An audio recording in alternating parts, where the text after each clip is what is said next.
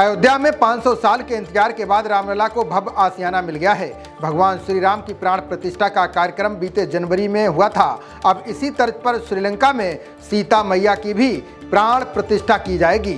इसके लिए सरयू का जल श्रीलंका भेजा जाएगा। अयोध्या में भगवान श्री राम मंदिर के साथ ही श्रीलंका में सीता अम्मन मंदिर का निर्माण कार्य जोरों पर है, जिसमें भारत भी महत्वपूर्ण योगदान कर रहा है। सीता माता की नई मूर्ति की स्थापना के लिए तैयारियों को अंतिम रूप दिया जा रहा है।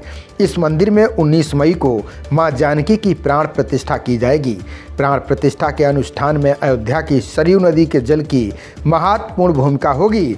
इसके लिए श्रीलंका की सरकार ने योगी सरकार से पवित्र सरयू नदी का जल भेजने का अनुरोध किया है।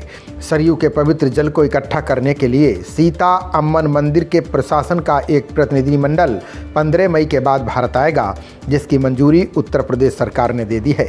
सरयू नदी का 21 लीटर पवित्र जल इस महत्वपूर्ण कार्यक्रम के लिए श्रीलंका भेजा जाएगा। जल उपलब्ध कराने की जिम्मेदारी श्री अयोध्या जी तीर्थ विकास परिषद को सौंपी गई है। मंदिर ट्रस्ट का कहना है कि इस पहल से दोनों देशों के बीच द्विपक्षीय संबंध मजबूत होने और सांस्कृतिक संबंधों को बढ़ावा मिलेगा। सीता माता के भव्य प्राण प्रतिष्ठा कार्यक्रम में श्रीलंका के राष्ट्रपति रानिल विक्रमसिंघे और प्रधानमंत्री दिनेश गुणवर्धने भी मौजूद रहेंगे, जबकि भारत की तरफ से आध्यात्मिक गुरु श्री श्री रविशंकर मौजूद रहेंगे। बता दें कि सीता अम्मन मंदिर श्रीलंका के नुवारा एलिया की पहाड़ियों में स्थित है। धार्मिक रूप से इतिहास में इसका महत्वपूर्ण स्थान है।